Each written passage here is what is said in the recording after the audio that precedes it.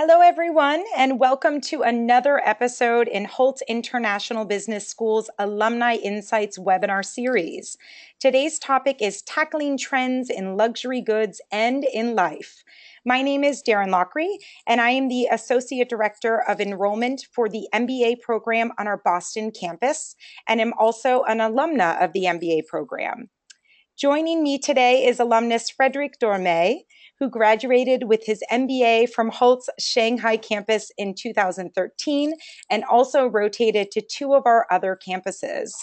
Frédéric is currently based in Singapore and is the regional brand manager for Alfred Dunhill's Southeast Asia and Australia, and is one of the driving forces behind the company's new strategy to become the leader in British menswear design. Frédéric's career in luxury brand management actually predates his MBA, when he oversaw commercial and marketing activities for his family's fashion brand. With over 11 years of international experience studying and working in 10 different countries, he has been an integral part of Hult's global alumni network by connecting graduates with opportunities around the world. In today's webinar, Frédéric will share his expertise and his thoughts on today's trends in fashion and luxury goods and overarching trends in international business and education. Pulling from his experience, you will gain insight into how you can strategically position yourself in today's competitive global business landscape and become a trendsetter yourself.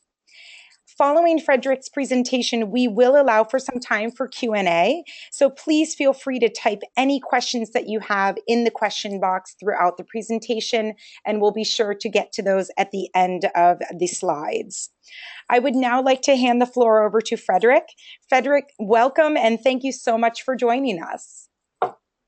Thank you very, very much indeed. Lovely to not see anyone. It's very difficult looking at a camera, but apparently you're there. Good morning from Singapore. It is another hot day here. There is never a day where it's not a hot day, so it's Groundhog Day pretty much every day. Let's get straight into it in terms of this presentation. So slide one, I don't think I need to explain. Thank you very much for the introduction. This I thought was always fantastic. Her statement was so spot on. She said, Coco Chanel, she said, luxury must be comfortable. Otherwise, it is not luxury. I think what she was really saying was that anyone sitting in coach or economy class on any aircraft, you're basically not sitting in luxury. But she set the scene, and she certainly set the standard. Singapore, for those of you who know it, may not know it, just always an interesting glimpse at the expense of this particular country. It is still voted the #1 most expensive city and country in the world, and you can see why. On the left is a simplistic, what I call Toyota Corolla. Just look at the USA, it is valued at 22,000 Singapore dollars. But look at how much you would have to pay if you bought that car here in Singapore. It's 135,000 Singapore dollars. It's ridiculous. So imagine when you're seeing the Bentleys, the Maseratis, the Ferraris, how much money there really is here in Singapore. Which is also a disadvantage because the cost of life here can get quite expensive. Our discussion today, so I'm going to focus really primarily on point #1, but then drive the second part, the international business, the education, and the career, a little bit into one entity, and then finish off explaining a little bit how us, the alumni and alumnus around the world, can help you after graduation in terms of getting the opportunities that you want. I am speaking from home, so if you hear any buses or any neighbors start coming in annoying me, that is for very good reason.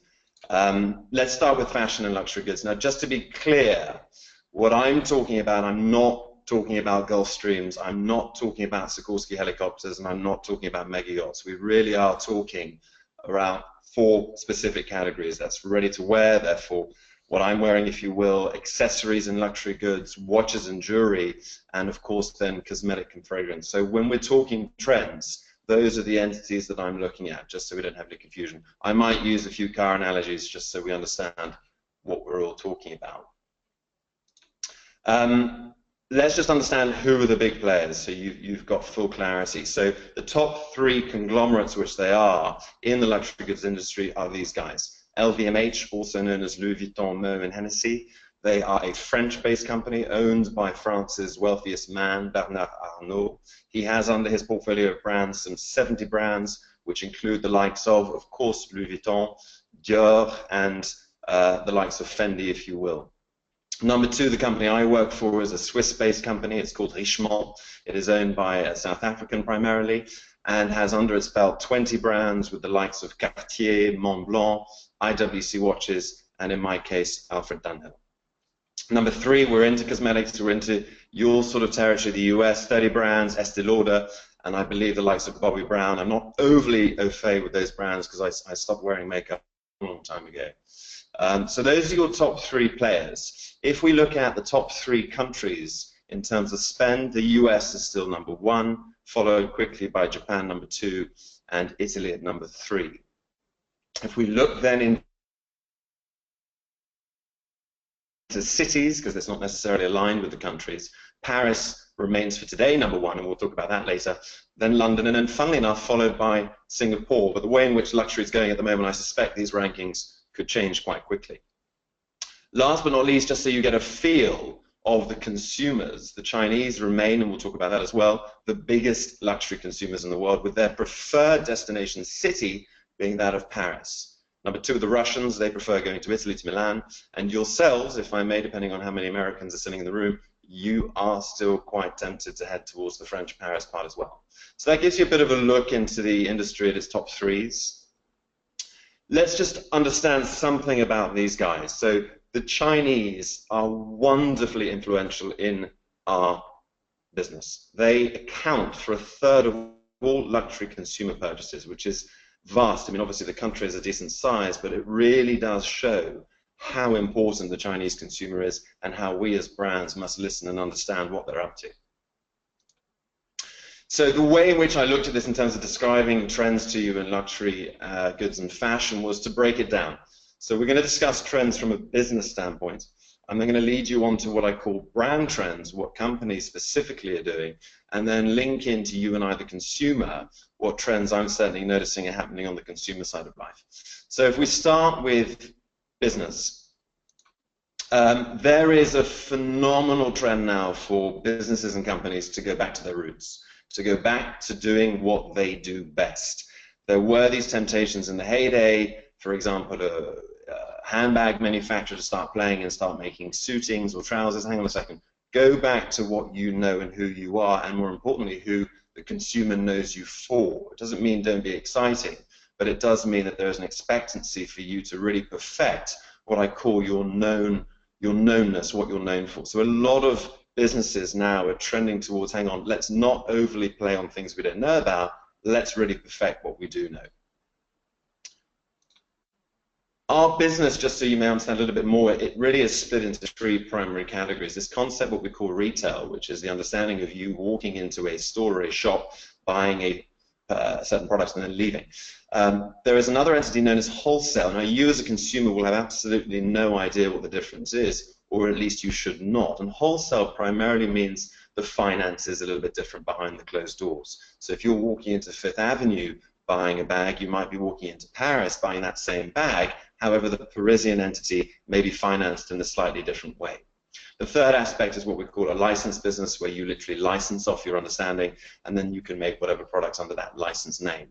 What we're noticing in our business is that there are many companies wanting to buy back, take more control. So therefore, they're stopping their licensed trade as such, and they are bringing it back under their control and their entity. So what we're calling a little bit of a 100% ownership game. There is another concept where the majority, of course, would like to avoid this concept of Chapter 11 or going into bankruptcy. There's an example here of a UK company, incredibly well known in the UK, who are under administration and struggling. What's happening is that businesses are wanting their assets to really stand on their own 2 feet. Years ago, if you will, there was this concept, if you had 10 stores around the world or 10 boutiques, but listen, if 2 of them were a little bit funded by the marketing department, that's not a problem because that's a little bit of our strategy. What's happening today is the businesses are going, listen, if we have 10, those 10 must work, and if the 10 don't work, then bring them to 8, but make sure your 8 are working. Obviously, people are not wanting to go into Chapter 11. Market conditions are certainly quite challenging at the moment across the world with everything that's happening. So there is this concept of bringing back into solo profitability. There is a trend in business, especially with us now, and I'm sure with most businesses, to really try and foresee a little bit the unexpected. If we take the very sad example of Paris, no one could have really, especially the Parisians, guesstimated that that would hit them as it did. It was a tragic disaster. It has certainly had an impact on tourism into Paris, hence the idea that the rankings may change. And it's something now that what you're seeing, there's a trend to understanding and having an appreciation that, you know what, this could happen to us. How do we plan from it from a business context? And being that little bit more what I call aware. Interesting pronged attack. Everyone's looking for new business, but what's happening is some markets, and more recently China, they are starting to protect their country. They're saying to themselves, listen, we have a lot of people, they do enjoy spending, it's very nice that they're getting experience and seeing other cultures, but we would very much like that spend and that money to be in China itself, obviously for obvious reasons of growth. So what they've done is they've put a tax on the Chinese saying, listen, if you're intending to sort of get on the internet and buy product, not a problem, but we are going to really give you some levies that are going to tempt you to not do that and spend at home. So interestingly, we should see hopefully a little bit more stability from what I call the Chinese growth on luxury products, with the Chinese being a little bit forced to buy at home. On the other flip side, you've got this what I call opening borders aspect, which is very much the understanding that, listen, visas are complicated. To get into certain countries, it's off-putting, to say the least. And what you're doing is you're having the countries speaking to each other saying, listen, let's stop this game. Why don't you give us 60 days? Actually, why don't you give us 60 days? Great, well, let's have the 60 days and make life easier for everyone. You know, opening the borders and making it easier to spend. I think an example of that is Australia, specifically again with the Chinese. They know they have money, they're looking at some properties, so they're making the visa open borders an awful lot easier in order to increase traffic and spend. This is an interesting trade. It exists still, sadly, if I may say so. And what's happening is there's a trend in business, our businesses, to really join forces and stop this concept of illicit trade, copies, fakes, and everything that goes with it. There was a time ago, and I remember speaking with a gentleman in India saying, well, listen, if you're strong enough to be copied, that's amazing. You've become such a brand that you're wanted to be copied. I think that concept, as well as, oh, well, if you're copied, isn't it free marketing? Because in theory, if you could only sell 100 watches, if you could copy an additional 100, well, there's kind of 200 of your brand in the marketplace. Yeah, nice in theory. I don't think that's really working today. The reality is there's a lot of investment made by companies, be it watch brands, be it no matter what. To see that investment reasonably and nastily copied is A, hurting the product, it's hurting the image, and it's certainly jeopardizing turnover and eating into turnover. So we're seeing a trend of our businesses joining forces, coming together to put a stop to it, because also the reality of this trade is it does link to some slightly nastier stuff down the line, including that of terrorism, which brands are not wanting to be associated with. So there's a big, big cut, and there's some big, big fines. In Italy, Italy used to be a very interesting area in terms of the borders specifically of picking up fake goods. They're being very brutal. If you are caught driving, for example, between the likes of Monte Carlo into Italy and fake goods, you will be stopped and fined very heavily, including prison sentences. So there's a joining of forces cracking down on this and securing the investment that we put in as companies to research and development. This sort of comes into this concept where now, again, another trend whereby, listen, guys, you need to enhance your value chain.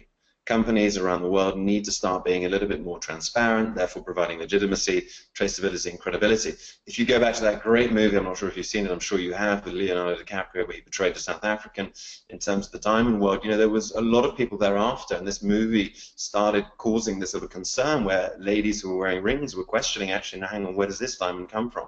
So what that's done is that's pushed a trend in our business to sort of show and demonstrate that actually we know exactly where all of our suppliers are, we know exactly that they are legally entitled to do what they are doing. And you know, there's companies like CITES, which is the Convention on International Trade in Endangered Species. That, for example, is a company that if you were to send a crocodile bag from one country to another, you must have what's called a CITES form. And that basically explains to customs on either side that A, this is real, B, the skin of the specific crocodile or alligator or whatever have you is coming from a farm that is legal, that is known, that is following procedure, etc., etc. So a lot of trend now towards businesses playing game and really following where their initial products and sources come from. Interestingly, we're seeing these conglomerates starting to pick up what I call these very heritage brands. So the Swatch Group, who are a very big group, have recently invested $1 billion into Harry Winston, the very, very high-end fine jewelers, with a lot of history. LVMH, Prend le contrôle de Bulgarie, which is then snapping up the Bulgari brand. You'll probably recognize the U being a V, but just to get the spelling right in terms of the Greek ethos. So what they're doing is they're picking up these historical brands that have got a lot of history and a lot of stories to tell, which we'll talk about as well. So the conglomerates are still trying to play and get that portfolio right. And sometimes, you ask, well, why are they picking them up? And I wouldn't necessarily suggest for these two, but sometimes these businesses are family businesses. They've been going for quite a while. They lack the capex and the investment to move really in the direction that these conglomerates can help them move into. So they kind of go, listen, guys, if you're under our wing, you'll have the support network system, you'll have fantastic investment opportunities. No, you won't necessarily remain a family entity, but you'll grow with your name on the door all over the world. What do you think? So not in these two cases, but certainly that's one of the reasons that family businesses sell into conglomerates. We're certainly seeing a trend in business whereby companies are taking a bit more risk and saying, listen, there are emerging markets. We have France nailed. We've got the US under control. South America's working lovely. Asia's okay. We're saying, where else can we go? And there are obviously a lot of questions. There's a lot of countries to play with. And so what we're seeing is a little bit businesses trending towards the unfamiliar. And in this case here, we're looking into Iran, into Tehran. And this concept, yeah, it exists. And I remember going 6 or 7 years ago to Azerbaijan in Baku. And sort of, those gentlemen said, please come out and please see what opportunities we have for you here. And I was a bit baffled because I really sincerely thought that there weren't overly great opportunities in Baku. I was really taken aback. I was taken aback at how advanced they were in terms of the cars I was seeing on the streets, the private jets that were sitting at the airport. So, there's a lot of trend now to getting into these markets, being the first in there and recuperating the rewards from this. Versus sitting in, coming in a bit of a later stage, and then a bit too late, where then the taxes are higher, the prices are high, and we've missed the boat, sort of thing. So people are playing now with the unfamiliar. This one, I mean, it's fantastically general, and you're going to get manual technology. Of course, it's being disruptive all over the world, but it really, really, really is forcing our business to have a think on how we do things, as it is with most other businesses. But I would say in our case, it's interesting in terms of how it really is very novel to us, because we've always done the concept of we'll open a store, we'll put the product in the store, clients will come, and then we'll be okay. And technology is kind of saying, actually, no, you've got to think a bit differently, which we'll go through a couple of examples moving forward. I've put something there calling it pairing intelligence, and that's really the understanding that technology for the consumer, for you and I, has opened up a wave of understanding, in that now you no longer walk into a shop going, I have no idea about your product, but listen, I trust you implicitly, why don't you just tell me and I'll buy from you. What's happening now is that you're going in with a fullness of information, and you're scaring actually some of the sales staff, because they don't know whether they know more than you or you know more than them. So what's happening here is technology is allowing a pairing of intelligence between consumer and business. So on the brand front, that's a bit what the general business, I feel, is doing, certainly in the last sort of 6 months. What's happening on the brands? What are the brands up to? This is, I mean, the problem is I can't hear you either laughing or not laughing or looking at this peculiarly. They are trying to stay ahead of the game. They're trying to be what I call a little bit edgy. This is the new eau de toilette from Moschino. I actually bought one the other day for someone. It's a peculiar look. It's not normal. It's not been seen. It's not the normal sort of bottle that you would associate a eau de toilette or perfume to be in. These guys are taking it to the next level. They're trying to make a statement, which they certainly have with this. It's catching the eye. It's talking about the brand. So there is a great trend for brands now to sort of step away from their traditional way of thinking. It's not necessarily means that they're going to step away from business. Moschino have always done sort of perfumes and eau de toilettes, but being a little bit fun in that category. Personally, when I look at this, I mean, I do ask myself, I mean, the design team, I don't know what you would call these guys, but what on earth were they thinking? I mean, how did they come up with, let's do something that's very similar to cleaning products in the household, and that'll confuse people? I mean, it's probably a sales tactic whereby they'll use so much more of this cleaning windows that they'll need to buy more. God knows, but a great, great idea, and actually I have to recommend you. It's a very nice scent. Brands are now trending towards, do you know what? We need to suit and cater to nearly all markets. Now, this is an example of the difficulties that fashion brands have in terms of catering to southern hemispheres and northern hemispheres. Obviously, if you take the case of Australia, when we're doing our European summer, they're freezing themselves to death in their winter. Now, what tends to happen from a collection standpoint is we drive a European collection, meaning to say that the summer guys in Australia receive winter jackets and very heavy outerwear and things like that. So that's not really suiting the market. So what some brands are saying is, listen, in the case of Australia, it's a strong market for us, design another collection. So what you're seeing sometimes is brands are trending towards 2 collections a year. So they're catering to the sort of Northern Hemisphere collection, and then they're also investing quite heavily to make it a different collection for the Southern Hemisphere, and that is completely different to the other collection that they had the previous season or maybe the season after. So they really are putting a lot more investment into making sure that these guys who live on the other side of the planet are well looked after. Coming back to this pairing of intelligence, what it's doing is it is actually changing times in the store itself. So again, there was a day maybe you walked in and the sales staff member, their job was actually quite simplistic. You know, the job was to know a little bit where the brown color was, the blue and the gray color, and when you would say my preference is gray, they would kind of go and get gray, take your credit card or cash, deal with you, and then send you on your way. Things have changed. You as a consumer are looking for far, far more. Why? Because you're far more intelligent on what's going on and you know a bit more about this product than you did beforehand. So when you walk in, you are expecting something different. Likewise for a restaurant, you go to a nice restaurant, when you hear the daily specials, you're not expecting the person to say, well, we have fish, meat, and pasta, what are you looking for? You're waiting for them to say, listen, we have pasta vongole with the fresh clams just come in from the northern Mediterranean Atlantic, shipped in this morning on the third, goodness knows what. You're looking for that detail because the price you pay at the end, that detail warrants it. So the same here. So what we're seeing now is in the stores itself, we're seeing a higher caliber of staff member, but we're also saying that they're not being known as associates or sales representatives. They're being known as stylists or advisors, especially in the fashion industry. So, you know, we go in, we don't need to be told that those are the trousers, those are the t-shirts, and those are the ties. We can see that. What we're hoping for as a consumer is that you advise us. Actually, we're not so sure, would the green be better with the blue? So you're seeing a far higher caliber of staff members in stores. Great film, again, if you haven't seen this, with Michael Douglas, but the understanding here was that we as brands, we do certainly have what we call a play. There's a game that takes place whereby we can control and manipulate product in terms of where it should be sold, in terms of its offering. So what you'll sometimes find is people very proudly walking around with a bag that was only but purchased in, for example, Japan, Tokyo. Whereas a similar brand in another country, well, hang on a second, well, how did you get that? We don't have that. Oh, it's only in this country. So there is a game that is played in terms of making sure the product is sold in different regions and countries, also through, of course, media and promotion. You won't necessarily see, specifically in Asia, you won't necessarily see the Caucasian in the magazines. They will home in a little bit more, play the game towards the Asiatic community, whereby they'll choose a local model who is known locally, which in terms of us, we might not have a clue who they are. So there is still a clever game that brands are trending towards and playing still. This is very, very, very interesting, and I call it hashtag speed to market. I have no idea whether there is a hashtag called that, and there is certainly not a site called verycleverfastfashionfolk.com, but this is very clever. This is this concept whereby luxury brands are showing off what is due to come in the season.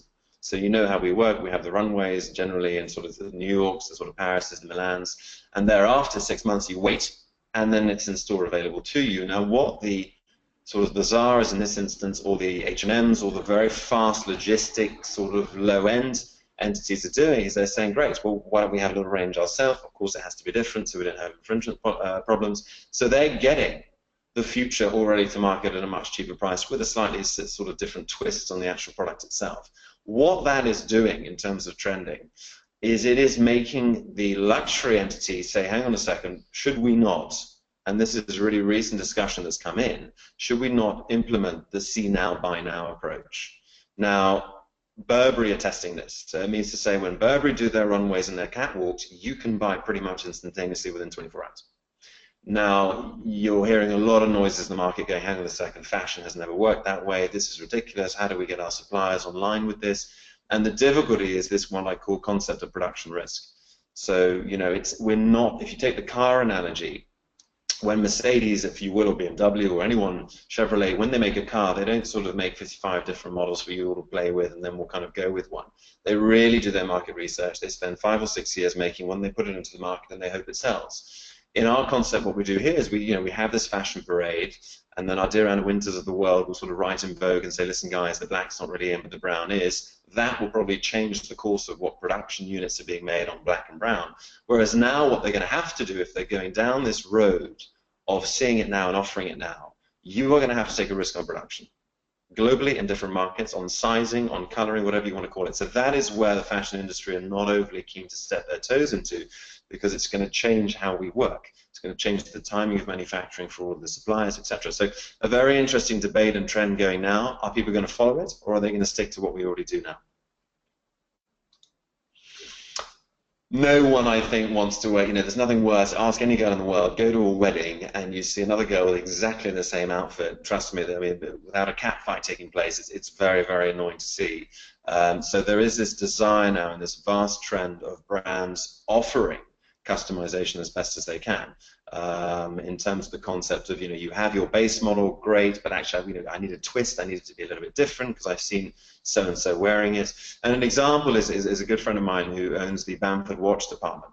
And the bottom right-hand corner there is he basically manipulates Rolexes. A few other watches now, but what he says is, listen, you wear a Rolex, it's a lovely watch brand to have. How can I help make it really personalized to you? And he will pretty much do anything that you want. You can go and get a certain shade of lipstick color for your dials, whatever you want, and he will put it together. So this customization and personalization, brands are trending to saying, listen, we have got to start offering this. What products can we offer it on? What can't we offer it on? And what are our pricing points? Because this is generally, obviously, a much, much more expensive offering to be offering the world. The fastest growing way of buying product is now online, and this is something that the luxury goods industry is really taking a good note of. It's this concept of what I call P or P, which is, you either participate or you perish, and it really is that. You could argue years ago, yes, but this is who we are, and the reality is we shouldn't have to be online. People should come and experience in our stores, and that's the way we do business. You can't do that today. People don't necessarily want to do that. They don't want to get out of bed and come to your store. They want to sit in bed and order online. So this then comes into the concept of, well, what do we prefer? Are we trending towards more what I call bricks and mortar, or are we trending towards more people buying online? Now, it's a phenomenal debate. It's happening, I think, with a lot of brands, and I think replication possible. Can you replicate the experience? Now, the understanding of bricks and mortar, and this on the left-hand side is a cartoon image of the Ralph Lauren store in Paris and Saint-Germain. Beautiful store. It's a building they've physically bought, and they have done it amazingly. There's a restaurant down there called Ralph's, which serves great burgers, and he's really tried to make it. Listen, if you came to home Ralph Lauren's home, this is a bit like what you would see. The experience of walking in that store is second to none. It's just so beautifully put together. And then there's this question, well, how can you replicate that through an online screen with distractions all around you, credit cards and everything else? You can't really. So I think it comes down to, personally, it comes down to product and pricing. And we are fast today. We don't have time to go shopping. We need something pretty quickly. So if it comes to an example of, for example, a pair of cufflinks, well, look, if the internet site offers you clarity on the image and you can see the pair of cufflinks and it's only around $200 or $300, you're probably more willing to speed that process up. When it comes to garments, specifically on sort of what I call ergonomics of the body and everything else, you probably wouldn't want to buy that online, especially at the pricing point you're paying. Is it going to fit? I need someone. So the debate continues. For me, it's a pricing point. It's a preference point. But I still think they will marry themselves side by side. I don't think ever in our business that you will have internet take over fully. I think people still want to understand, and it's part of their day. If you go to Japan, and I've had the privilege of living in Tokyo, and I would never understand. I always had a member of staff who would leave incredibly late, and I thought he was always sort of, just making sure his bonus was all in good order. But actually, his story to me was actually, because Japan is quite concentrated because everything's a little bit stacked up. His preference was to stay well away from home as long as he could, which meant therefore staying in a nice environment of an office. Meaning to say, visiting stores, shopping, it's part of people's lives. So I don't think you can take it away fully offering the online version. Calendar dates. What's interesting in the trend that's taking place is the brands are now what I call LTDST, which sounds terrible if you're reading that in a health clinic, but it's really linked to date selling tactics. So what's happening is you are probably getting a little bit more knowledge on sort of, it's Father's Day, you should consider this for your father. It's Mother's Day, have you considered buying a really nice bottle of perfume? Whatever it may be. So brands are really saying, listen, where do we live? Well, we live in Asia. Well, look, Asia has Chinese New Year. We need to focal Chinese New Year in China and in the Asiatic community. There are certain bank holidays and public holidays that are not associated with Europe or the Americas, so we need to really, get that going. So what brands are doing is they're hitting their clients cleverly with these little enthusiasms on maybe today you should consider buying this for your father, Valentine's Day, whatever it may be. So they really are trending towards taking note, specifically to regions, on calendar dates. This part, I mean, it goes without saying, but I think there is a real trend now to saying, listen, hang on a second, the guy who just walked in and bought a $2,000 wallet, I'm sorry, who was he, where is he from, what do we know about him? And there's this concept of really understanding your clients, understanding your markets. Kipling said it, I think, very, very well. The first condition of understanding foreign countries is to smell it, i.e., you've got to go there. Will our brand work in that market? I have no idea. Go, sit, live, see, test, and taste. And get to know your clients. Maybe not. Maybe they are clients who prefer to travel. They have no desire to spend in their own country, whatever it may be. And there's a great book that I do recommend you reading by two friendly authors, friends who are authors of mine, Radha Chadha, who's based in Delhi, and Paul Husband, who's based in Hong Kong. And they came up with a very interesting conclusion on why in certain countries luxury was giving status. And they concluded that where there were empires in the past, so for example, in Malaysia you had the Dutch, and of course, Great Britain, bless us, we really did sort of empire and control quite a bit, which I'm pleased to say we've given back. What happened when all these empires were released is there was this understanding that actually, hang on a second, the country has no history, necessarily no status, there are no Rockefellers here, there are no Rothschilds sitting here, so luxury brands gave status to these particular individuals. And you'd go to a party and it'd be like, Mr. Ferrari, do meet Mr. Lamborghini, you have a factory, he has a factory, why don't you guys talk? And it still does that. But there's this concept and trend to listen, you can't just take risk on countries with clients, you need to know who they are and invest the time. If you're going to new markets, go and sit, live, sleep, and play in them so you really understand what you're doing. This links a little bit then onto the CRM, so customer relationship management or consumer relationship management, and it's becoming a phenomenal game changer. It is no longer a question of come in, buy, thanks very much, good to see you, hope to see you again soon. It is really following that client, not pestering them, but really looking after them, understanding their buying habits, their trends. Do they prefer Sunday shopping? Do they prefer blues, black? So you can really, make that client a part of your brand for the rest of his life if you're clever. And a great example, which I'd love to share with you, which I'm still baffled.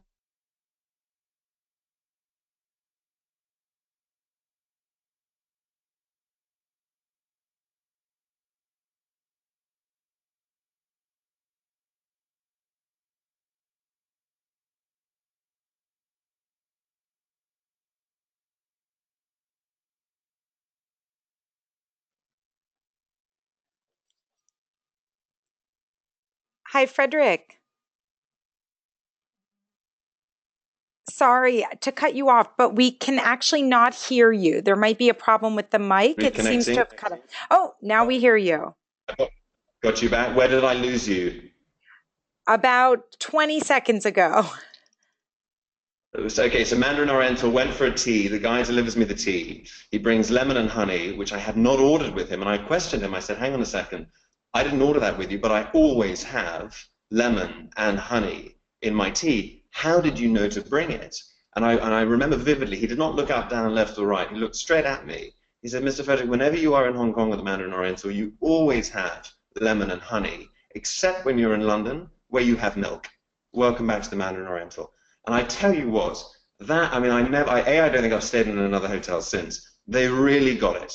And that is through CRM, and of course, if I hadn't reserved under my name, he wouldn't have had the information. But whatever systems they had it on screen, and you know what? I left impressed. I didn't buy a lot, it was a tea, but I said, my God, you guys have got it. You really have got it. So if CRM can trend and get accurate and be used wisely, brands will have clients literally for life, for generations and generations. This one's interesting. Everyone's trending to get on it. All the brands are playing with it. But what I find is fascinating is there's this kind of, it's a new medium. People are sort of understanding it. And I don't think many are, because there's this desire of, well, we'd like to get onto social media, but actually, are we boring people or are we exciting people? And this is where I think, listen, what is Twitter for? How is Twitter used? Who looks at Twitter, Instagram? And I think brands are jumping on this, but they're not necessarily knowing specifically how to use it. And I think it's something that it's a great tool, but if the concept is, well, let's just put a picture of a bag up every single day at noon, that will really entice our clients. I think the answer to that is no. I think you've got to use these mediums in a correct way that really you're doing something a little bit different, and you are making people far more interactive, as if it's a news cycle. You know, what are these guys doing today? What are they doing yesterday?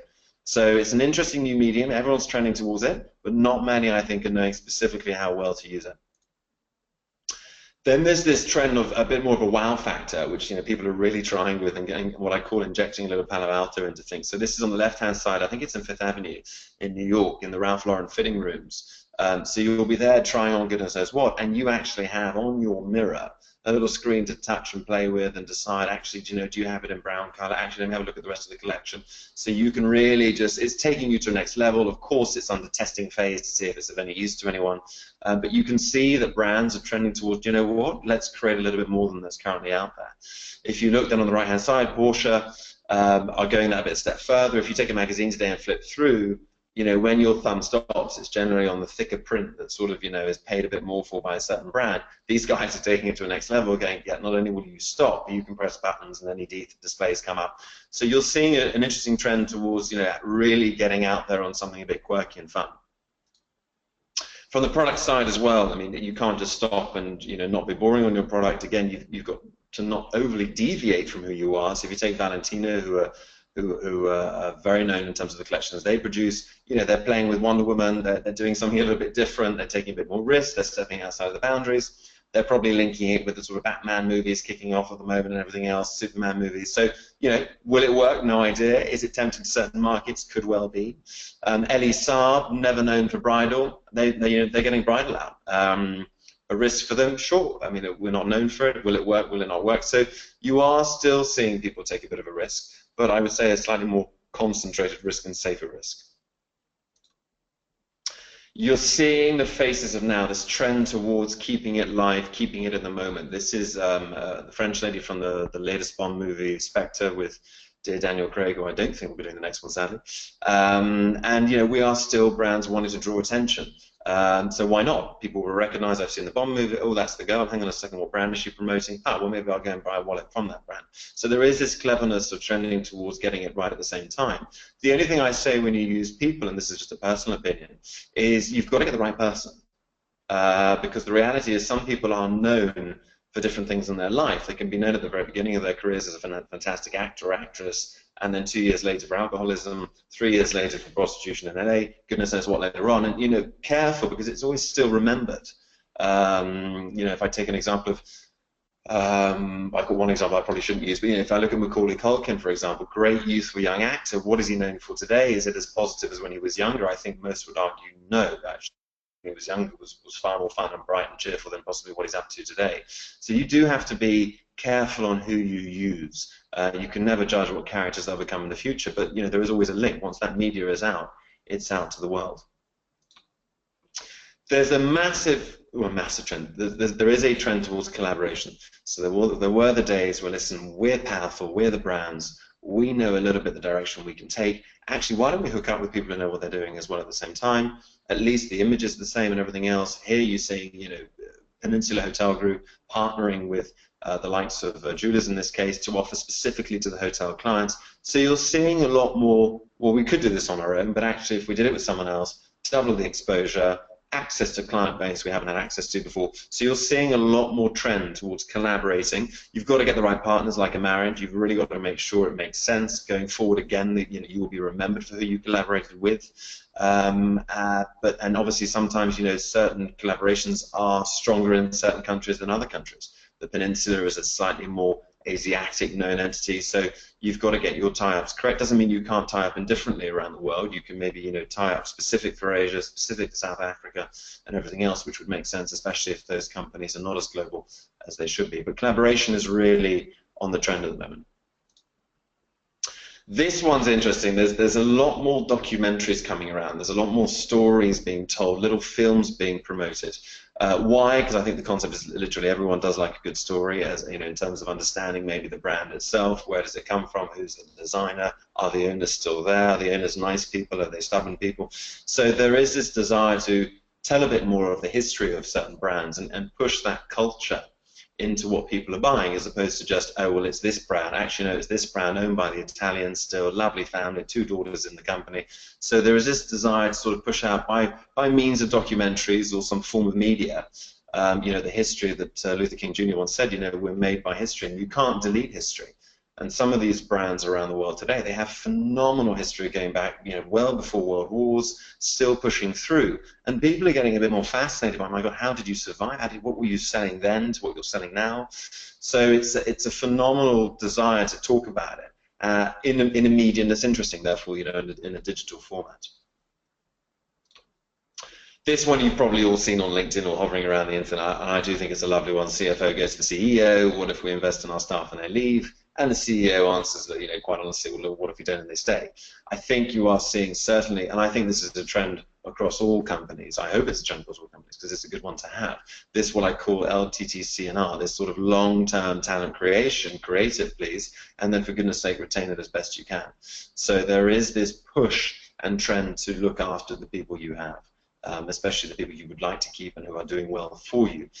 You know, you're seeing companies invest far, far more time, dedication from an HR standpoint, all the way through to training and getting you into those senior positions. There are programs, internal development programs, to sort of, you know, for the high flyers to take you a little bit faster, a bit quicker, and get you into positions that would make sense for both parties. So, good trend towards looking after the people we're seeing, and I'm sure you're seeing it in other industries.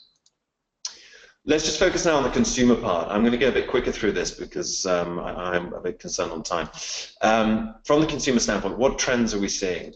Well, we're certainly seeing an interesting trend towards what I call the service and experience sectors.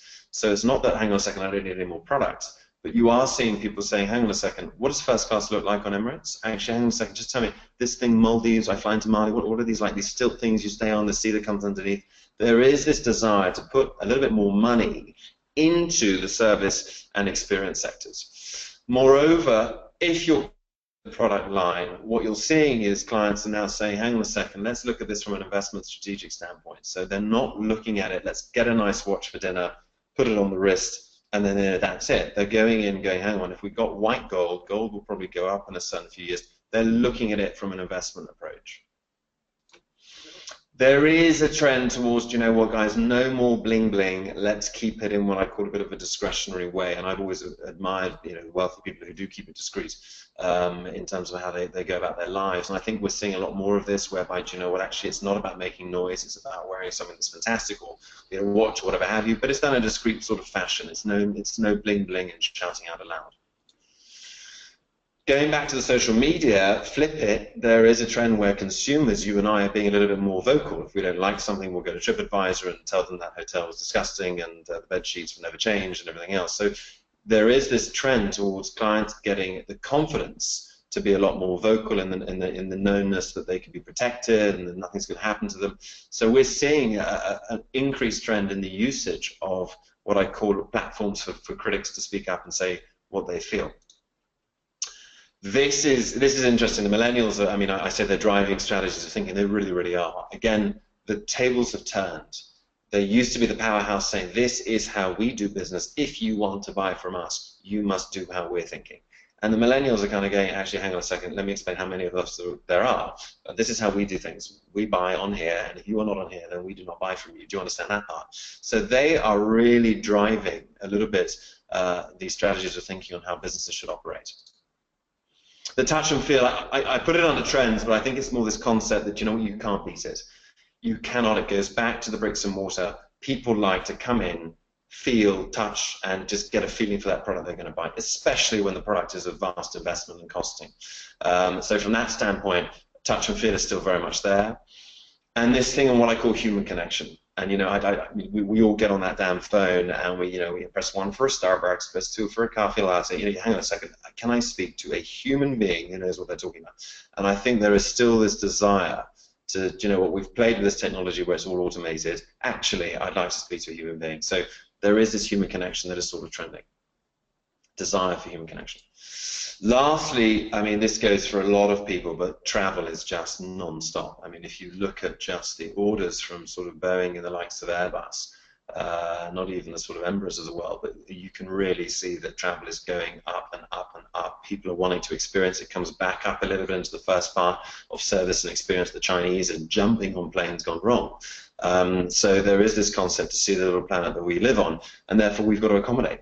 And even from a staffing point, when the Russians visit, they might not speak English, so we need a Russian-speaking individual. It goes back to knowing your clients. Hang on a second, we have a lot of people from Indonesia visiting. Maybe we should get an Indonesian-speaking member of staff to support us. So it's a trend. It's a trend we've got to monitor and look for and make sure that we don't miss out. So that's a little bit what's happening. I mean, a lot of information for you to take on, but that's a little bit what's happening in the sector. So what I want to do is I want to bring it down quickly into these last sort of three. And what does it mean? Now look, from the international business front, I mean, we can sit here and talk all day long on internationalism and business in each and every single country, but I think there's three things I'd like to get across to you. I don't think they're going to be new things you've heard, but there are three things that you really need to embed into your systems, and they're the following. Number one is that you've got to understand, and I think even more so in this last year, crude oil, Pyongyang sending rockets in the air, Paris attacks, everything that's happening in our world, it is endlessly what I call fluctuating. There's no one who can sit me here today, not my banker, and say, listen, I think this is going to go, I think this is a good thing to invest in. Forget it. You have no idea from one day to the next what's taking place. Interest rates, goodness knows what. So you are living in this world of literally balls in the air at any one particular time, and they're not all going to drop down and line themselves up correctly.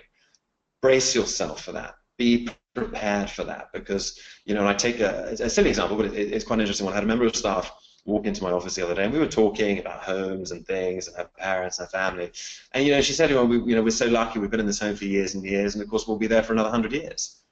And she's a slightly younger member of staff, so I said, when you say 100 years, I mean, are you sure that amount of time? Well, yeah, no, because we've had it for so long. And I said, listen, look at the Japanese with the earthquakes. They thought they would be there for, or the tsunamis that created the earthquakes. They thought they'd be in these houses for centuries. You can't today, be it job, be it security, be it partners, goodness knows what, you can't sit there saying it's for life. It is not. So it's fluctuating. You better get on that surfboard and ride with the fluctuation. The second part, I think it really goes without saying. It is ever more global. I mean, that's a snapshot of our dear Flight Radar 24. I mean, just look at the amount of aircraft, and I think there's something like you cannot land every single aircraft in the world at any one time because there's just not enough runway space. If you're not a global person with a global mindset, I urge you to change that idea. You cannot, again, sit there today saying, listen, I don't want to work in the States, I don't want to work in Boston, I don't want to work anywhere else, thank you very much, and your opportunities go from this to this very, very quickly. You have to have the flexibility, whether you like it a little bit or not, to be able to say, do you know what, you tell me where. And it's amazing how many doors will open, how many more interesting job opportunities come about. So you have got to become a global person. Like it or leave it. That's the way we're going. And if for anything, you'll want it to find quality of life. If I look at London today, we have great friends who are living in London. I ask where they live. Well, we're now all the way to the west. I said, well, how long does it take you to get to work? Well, listen, if the subway and the metro is working, probably an hour and 20 in the mornings, maybe an hour and 50 on the way back. And I'm sitting there going, hang on a second. And your apartments? Oh, we're all side by side. I hear the metro shake underneath. I'm like, hang on, your quality of life? Yeah, it's not that great. So why don't you move? No, we're not moving. And it's, and then he asked me, well, how long does it take you to get to work? And I'm like, well, look, on a good day, if Uber turns up, it's about 3.5 minutes. It's not to compare it, but some people now are going, do you know what, we want a better quality of life. We can't afford to live in the Londons of the world anymore and everything else. So if you're not global, you're going to sacrifice something somewhere. The last part on international business, and I speak to a lot of friends who do ask me about Southeast Asia specifically, and they do come with a mindset with, it's actually quite easy, just set up a company in Singapore, corporate tax rate's great, they're quite flexible on this, and it's like, hang on a second, guys, it's not as easy. I mean, everyone wants to go global because they want to broaden the portfolio to the point of really what I would call expanding their business. It is not easy business. I have the privilege or not waking up in the mornings catering to some 10 countries whereby the Philippine peso is up or down. I've got the Indonesian rupiah all over the place. I've got bombs going off in Thailand. I've got the Australian dollar playing silly buggers. You're waking up to phenomenal indifference, and it is not easy. They will have their own laws, regulations, government changes. So it's not to say it's not doable, but it really is to have an understanding that, look, it's not as easy as you think, which means to say people are really looking for that intelligence level, again, going up in terms of if you were to come and look after markets of complexity, can you actually do it? Question mark. On the education front, and I think Lyndon Johnson put it brilliantly a while ago, 36th President of the United States, I think, something like that. We have entered an age in which education is not just, sorry, I can't see the other part, luxury permitting some men an advantage over others. It has become a necessity without which a person is defenseless in this complex industrialized society. We are really entering the age of the educated man. I mean, look, however long ago he said that, my good Lord, is that very much what's happening today. And when it comes to trends in education, let's just remind yourself what a trend is. A trend is a general direction in which something is developing or changing. That does not mean it is something you should do. Okay, and I want to be clear on this. You're sitting here as possible prospect students coming in, MBA, goodness knows what. Oh, well, Mum and Dad, the trend for MBAs is going up, I should do one. Everyone's doing an MBA, I should definitely do one. No. With the trend to go to university, it's really there, I should go to university. Not necessarily. And my point to you here, educational trends, ignore them. For you specifically, they are not linked to what you may need. And when it comes to education, I put the big and red and black, it's very much down to you. It's where you are at in your career, where you are at in your life. It is not a game of, oh, well, they're all going left, well, we may as well go left because that's going to suit me. And you have got to take that into consideration. It is your decision, and it is only but your decision. So here's a little bit my sort of closing advice to you, if I may. Start at the top. Role in geography. I couldn't fit geography in, bless it, so it's come out as geo. You have got to be as flexible as you most possibly can when it comes to roles that you are willing or not willing to accept. So we're talking after MBA here necessarily, or after your education, or even now before if you don't go and do the MBA. You've got to have that flexibility. You cannot go in, and I remember going for an interview in Hong Kong, and the lady said, listen, what are you looking for? And I said, well, I've got some ideas. What I'd like is a certain amount of people in my team. I'd like a certain amount of countries. And I took her through a little bit my wish list, to which she looked up at me, smiled, took a sip of her coffee, and said, Frédéric, your options have just gone from here to here, and I mean, literally down to zero. You've got to be flexible. You've got to show them that, listen, do you know what? I'd be keen to look at this, be keen to look at that part, geography as well. And I stipulated, you have got to have that flexibility to try countries you might not want to go to, markets you might not want to experience, but that will maybe help your career going forward or give you a little bit that start. Be flexible, and I mean be flexible globally, where you speak the language, of course. If you don't speak Portuguese, there's probably no point in sending you to Sao Paulo. But meaning to say, have that ability, because companies love it. They really do. They go, hang on a second, you could go anywhere you like. Where would you like me? Well, that's fantastic. Your options are so much more. Yeah. So do please be flexible on role and on geography. The question you should always, we're going to go sort of clockwise here, ask yourself is why you? Seriously, why you? There's a lot of, just go through LinkedIn, go onto the concept of people you may know, and have a good half an hour scrolling through. Everyone is doing pretty much exactly what you're wanting to do. Nice, pretty photo, good little bit of this, bit of that. Guys, why you? And when you're with an employer, trust me, when I interview people, I sit there going, there's a good 15 people waiting outside. You better tell me pretty quickly why I think you should be on board. And that means you've got to explain, oh, well, listen, I went surfing in Sydney, therefore you should take, no, try again. Why you? There's so many more things going on here. You've got to ask yourself that question. And in answering that question, prepare your CV or your pitch to go with that. And then come on to the concept of what makes a difference. Now, it's not what makes a difference, it's what what difference you are going to make. When it comes to jobs and roles, when I interview again, it's a case of, listen, can you do this job? I mean, that's the pretty easiest answer. This is what we want you to do. Can you do it? If it's yes, the next one is, are you going to fit in with this team? It's a lot about fit. But the third one for me is, okay, so you can do the role, great. So we're not going to have any problems there. You fit in with the team. You seem to be able to get on with human beings. What difference are you going to make between the other 10 who are standing outside? Oh, what I'm going to do for you, sir, is I'm hour. No, buddy. Get down to it. What difference are you going to make for this company within the role that you apparently said you can do? Got to keep on asking yourselves throughout life those two questions. We spoke about competition. To give you an understanding, there are 7 million Chinese graduates graduating this year. Now that's London graduating this year, London graduating next year, and that's just the Chinese. This competition in education or other career is getting vast and vast and vast, which means the intelligence levels are going up. And I remember when applying to a business school once, there was a lady in the corner, and she said, listen, I'm from China. She said, I've got an 800 on my GMAT. Does that mean I get automatic sort of acceptance into your school? And I liked the response of the school at the time. They said, actually, no, because we look at character as well as your cleverness. But my point being is, with all of this sort of competition, it's going up and up and up. And I am interviewing, and I'm seeing a far higher caliber of person than I actually thought I was seeing, or certainly than I was probably seeing 4 years ago. So you've got to bear that in mind as well in terms of where you'd like to position yourself on that little scale.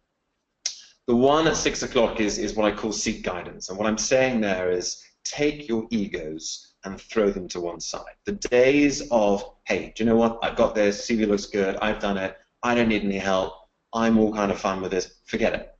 They really are over. I don't advise you to go and speak to 100 people, but don't be fearful of going, hey, listen, I'm thinking of doing this, thinking of doing an MBA. It's going to cost you. What are your thoughts? Get some thoughts. Get some guidance. You don't necessarily have to listen to it. You can take it. You can be polite and say thank you very much, but don't have that ego-ness of yeah, thanks very much. No, I've got this. Thank you very much. It really doesn't help, and I've seen a lot of people do it.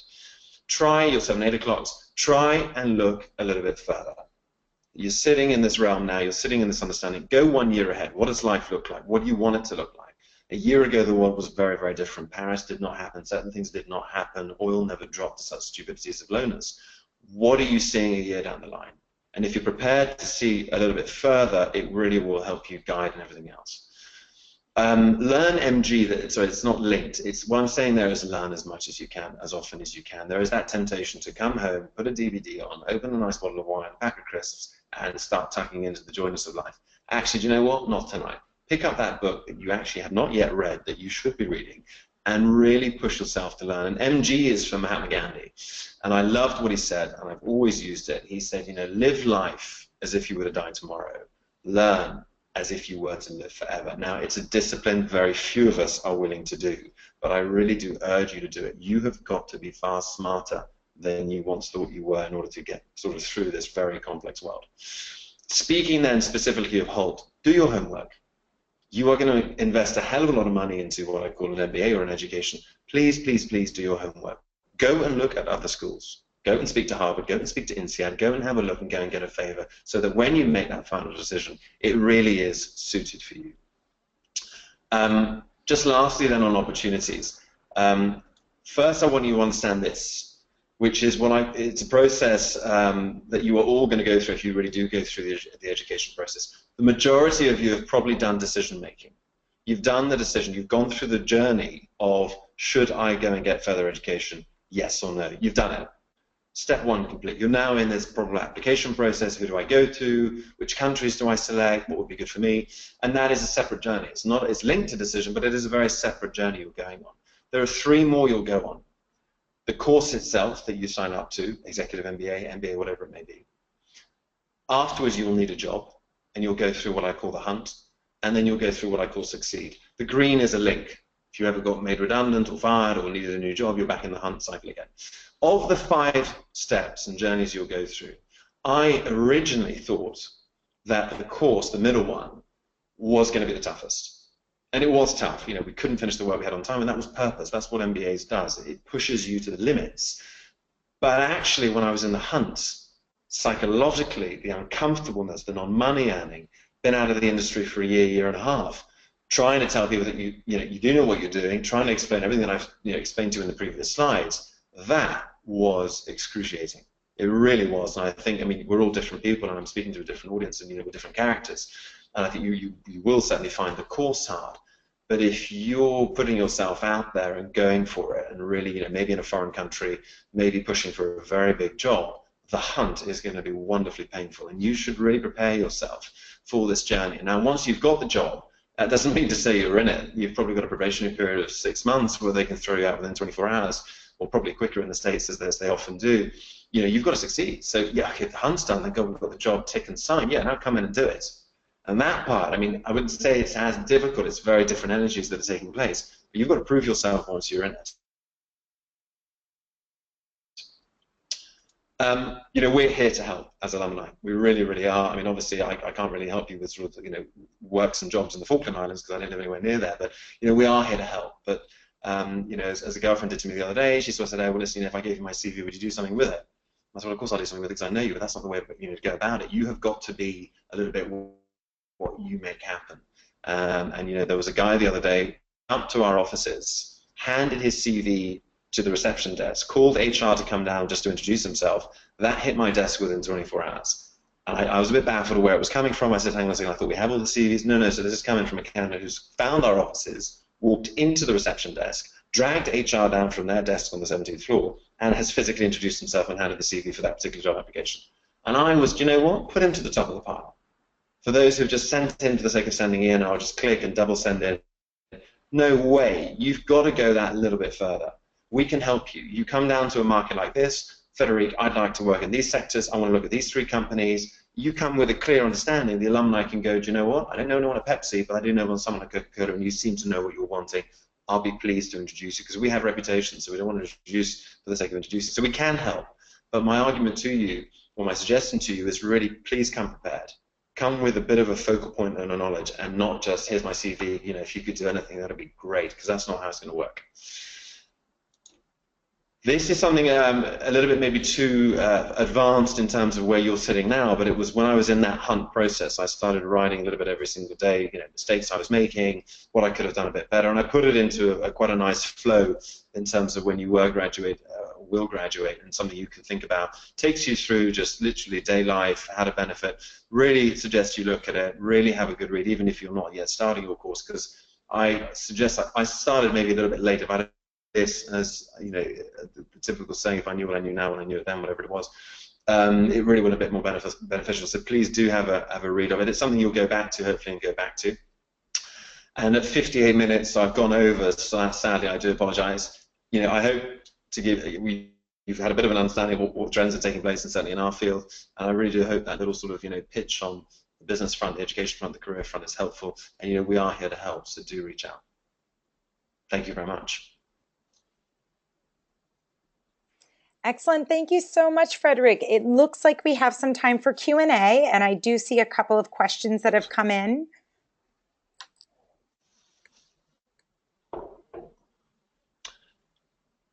So do you see am I reading the questions, or are you? Do you see them filtering through? I'd be happy to read them. We do have a couple. Some are a little lengthy, so if you could pull those up, it might be better. Hang on a second. Just trying to find. I tell you what, can you read them to me? Sure.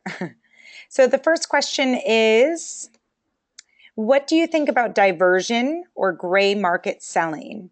What I'm seeing with technology is a tremendous secondary market for luxury goods. The thought process is difficult because the sale is still taking place. So from a company standpoint, if you're sitting at a headquarters in Boston selling a product around the world, whether it doesn't go through your subsidiary in Dubai to hit Turkey, the sale is still going through. So there is this annoyance primarily on the market side where Dubai are going, hang on a second, why am I not getting any sales in Turkey? Well, actually, because it's coming through sort of Rio, and you don't know about that, but the company is still getting its sales. So it's something whereby I think brands are monitoring, if I can say that. The sale is still going through, but there's a support system. So the grey market, and there's the danger of grey market selling is you won't necessarily get the support network behind it. Meaning to say, if you were to buy a watch in a certain country, you have the certificate, you can go back to that retailer, get it fixed, get it looked after. You start sort of buying it through countries that don't have dealerships to support. It doesn't overly help. I think the grey market will always be there because that's a little bit how people have been doing business for years and years and years. And certain countries like it or leave it. Brown envelopes still exist, and they're still passed under the custom table and everything else. So I think it's something that will still be there. It just depends on how much control brands want to sort of take with it and carve that sort of business. Excellent. And our next question is, how do you see technologies such as 3D printing affecting the luxury market? But you know what, it took me a hell of a long time to understand actually how a 3D printer worked, and I had to watch a lot of YouTube videos. I think it's going to come in. I don't think it can't not come in. When you see what 3D printing is doing, the size of the machines that are now out there, printing goodness knows what, from car seats to everything else, I think it's going to come in. I think it's going to boil down to the concept of cost versus old production and everything else, and what you're doing with. I mean, can you 3D print eventually sort of gold into rings and everything else? I think you've got to question what sort of materials can be thrown into the ink jets themselves. So I think you will have limitations, but I mean, I don't think we're there yet. As a luxury industry, you're not seeing, this clever guy kind of go, well, I'm doing 3D, rings or jewelry, because there is a certain process to it. But I think we can't not look at it, and I would be very interested to see which of the brands and companies, get out there and start using it and doing it. I think it's such a new thing still that a lot of people, and I joke that I didn't understand it for a long time, but if I talk 3D printing to my mother, I mean, she looks up in the air a little bit left and right, and really can't quite necessarily grasp like I did, this concept. So not everyone gets it yet. Not everyone gets its fullness of capability. And I think from that standpoint, we'll probably sit and watch a little bit longer those who can use it in different realms before we start using it. But I definitely think it's going to play a part. I think it should. It's fun. Why not? Great. And the next question first starts out by thanking you for a great webinar. And it is a multi-tiered question. So first, how did luxury brands suffer after the financial crisis compared to other industries? And have you seen any examples of changes in luxury good marketing differences pre and post crisis? Right, so how did things change after the crisis? I think what happens in a crisis is that people immediately, and it's interesting when a crisis happens, look at male and female, and you sadly have to distinguish the two. The male, you will see spend a lot less, a lot quicker. Meaning to say that, be it the household control or whatever you have, you see the men cutting down a bit quicker. They don't need that extra tie. They don't really need the secondary pair of trousers. They've got enough shoes. Actually, I can fix the shoes that I've got. So you suddenly see certainly a slowdown, and it happens on men first. And funnily enough, the ladies' industry still is sort of continuing in some bizarre way. So we generally get hit first, but then of course it follows that the ladies also suddenly start quieting down on the spend. What I think happens also in a crisis is that people, they look at their internal homely budgets and they suddenly realize, well, hang on a second, we have insurance, we have school fees, we have children. We do not need, luxury in terms of its necessity. It's not water, it's not bread, it's not the dailies. So what people then really do is they back off and they go, hang on a second, we'd rather go on holiday and keep that holiday for the kids than you go and buy yourself a nice watch again. So you see that normal tact where there is insecurity, people don't know what's going on. You see it even recently, interest rates with the US, was it going up, what's Mellon up to? You see people backing off. It's a tendency to hang on a second, we don't need it necessarily. So we've seen that when it comes to sort of the marketing side of getting things back up. I mean, again, look at the sort of creativity of what's happening on marketing. And what I'm certainly seeing is in the marketing departments where we had the traditional marketeers who are like, hi, what we do is we put a print in there, what we can do is with the window display. You're now seeing these quite fun, clever, youthful, sort of savvy, social savvy media guys kind of going, no, what we've done is we've spun things around. So you're seeing a different breed in the marketing department in terms of what they're up to, and then you're seeing, everything from just making it that little bit more exciting, not your typical norm. With the bricks and mortar buildings that we have, that we lease and everything else, there's only so much you can do, the windows, but there's a way to display things very interestingly. There's a way to catch the attention, and we're fighting for attention. The reality is that in our stores, any store in the world, once they're in our stores, then it's down to us. Once someone crosses your borders, that's down to us. It's down to our music, our product collection, our timing, our pricing, and everything else. Before they walk in, they can walk into any of the 150 stores in that particular street. How do you get them into yours? So yes, we're certainly seeing a different change in marketing, and I think you're seeing it with that link in what's happening in technology, and to ride it and not sit there arrogantly and go, well, hang on a second, that's not for our trade. Actually, it is for your trade. Look at how these millennials, again, are shopping. Sorry, what was the third part of that question? Forgive me. So the third part was in regards to any differences. Can you think of any examples of changes in luxury good marketing differences, both pre and post the crisis? Pre and post in terms of their promotional activities. I wouldn't give specific brands because that would have been unfair, but what I can see is you can see trends on some people quietening their investment. So as markets slow, sales reduce, therefore, well, hang on, well, why don't we reduce our marketing efforts as well? But what you do see is you see a company who will have the complete reverse effect. And they're saying to themselves, actually, what's the market down? Great, put double our marketing expense in. And you see a few eyes flickering going, what on earth are you doing? We don't have, we can't cover this. No, wait for the rebound. So you actually saw two very different approaches post, sort of before and after. You saw this concept of the norm of, hang on, we're going down, so everything therefore must go down, versus a few bullish people going, no, go reverse. because after sort of 6 or 8 months, or however long this crisis is going to last, we're going to have made so much noise that we'll be the first ones they come to. So it was very interesting tact, depending on which brands you were with. Great. And Frédéric, the next question is a little vague, but one person asked, how about franchises? Yes. Just how about franchises in general? Yes. Well, look, you've got to understand the concept of a franchise. Generally, or a wholesale partner. A franchise is generally set up because you do not know the market. You are not allowed access to that market. FDI, foreign direct investment, it limits you to that. So if you want access, you must go in with someone. Now, the trick is always to find a little bit like a girlfriend or anything else. How do you know it's a great girlfriend? Well, you probably go for a drink, then you go for dinner, and then you see if she enjoys a little bit of the things you enjoy. So you've got to, again, do the Kipling concept of getting into that market, sussing it out, understanding who the partners are. And even if you have, a girlfriend franchisee that's very keen on you and, is texting you nonstop, you've got to be a bit bullish and go, hang on a second, are you the right partner for us? And I think that's the key, because when you sign these franchise agreements, you are not signing for, a cup of tea and then dinner next week and then we'll see how we get on. You're signing for a good 4 or 5 years. You're signing with investment from your side, possibly as the brand. You're signing from their investment. And there's a lot of trust. There's a lot of faith. And the reality is they know that market better than you will ever know it because they live there and they were born there and everything else. So this concept of trust is phenomenal. And you have to support them in their good times and their bad times and everything else. So franchise is on that basis of we want to be there, but how do we get in? Well, the only way to get in is with a partner. My advice to all is make sure that you select that partner, get to know them very, very well, see them a couple of times before, look at the portfolio of the brands they have. Sometimes you see franchisees with 100 brands. Well, okay, hang on a second, what does that mean for us? Well, that means you all sort of fit into our ways of thinking, but we might not dedicate as much time as we possibly could to you because we've got 99 other people to look at.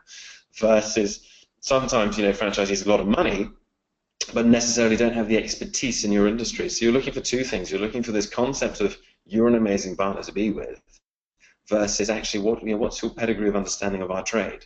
Because if you are with a franchisee, for example, whereby they don't know your trade very well, you're with them, you're going to be doing a lot of babysitting, which is costly, which is annoying, paperwork and understanding. So it's a good one to get into because you want to have that presence in that market, and the market is protecting its local partners, and therefore you won't be able to own it 100%.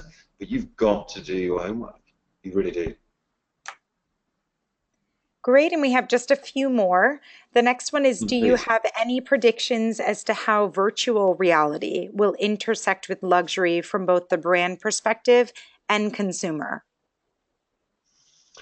I'm going to be very honest and go no. And I say no, why? Because I know there's a lot of talk on this, artificial intelligence, there's a lot of discussion going on. I think it's back to the 3D printing. I think, we as luxury brands, we certainly are aware of it, but how it's going to come in and play a game with us, I don't think we're overly sure. It's a technology that for me is still in its infancy a little bit in terms of what it can and can't do for people. So I think we are, again, going to sit back a little bit and just understand a bit what's happening and how that could benefit. I think what you may do, if any predictions, is see the bigger brands obviously play first, and there is an expectancy there. So you will see the real game-changing, moving, vast Louis Vuittons of the world, possibly, who might want to have a play first because they have the budget and the capex and the finance to do it. And the slightly smaller brands, might just have a look and step back. Again, the category of product that we're using, you might see it a little bit more playful in the cosmetic industry because it's a bit more fun and it's more related to touch and feel and skin and everything else. But I'm not sure we'll all be having a play at the same time. Let the big boys play first. Let what I call Airbus do their double-decker, and then once that sort of hasn't fallen out the sky, then maybe Boeing will do a double-decker as well, kind of concept. Wonderful. And we have our last question. Can you name any specific brands new to the luxury category within the last few years?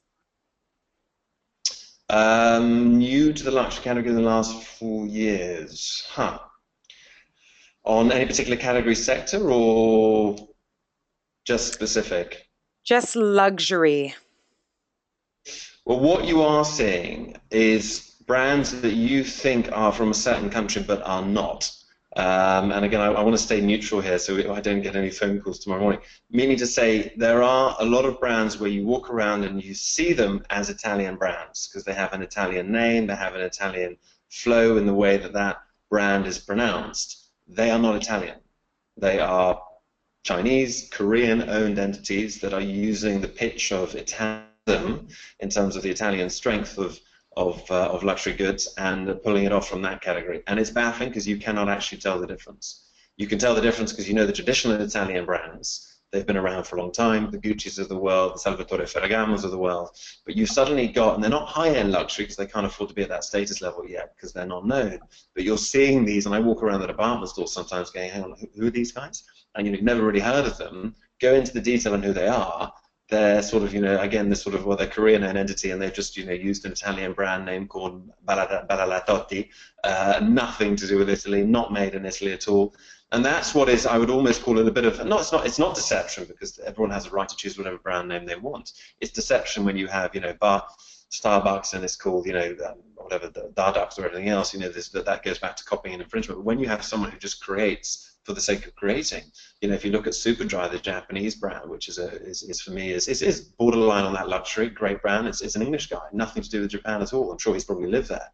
So you've got these quite interesting brands that are coming out that are going, listen, if we went in as Mr. China brand, we won't be taken seriously and we're not going to be considered luxury, so market it differently. And it's interesting to see if you were to put out a little bit on owners and who's a part of it, and that's fascinating to see who's behind it. Excellent. Well, it looks like that was the final question for the evening. So first, thank you so much, Frédéric, for sharing global trends in the exciting space of luxury goods from the standpoint of business, brands, and consumers, and for shedding a little light on how being globally minded will be a catalyst for opportunity in your career, no matter the industry. And I also would love to thank everyone for tuning in. We will have a recording of today's webinar available so that you can revisit Frédéric's presentation along with the Q&A. If you do have any further questions about Hult International Business School or any of the programs, please feel free to reach out to your enrollment director. So thank you again, Frédéric. I hope you have a wonderful day. And thanks, everyone. Excellent. Well, thanks again, and thanks everyone for tuning in. Until next time. Bye. Thank you very much. Have a good day. Bye, guys.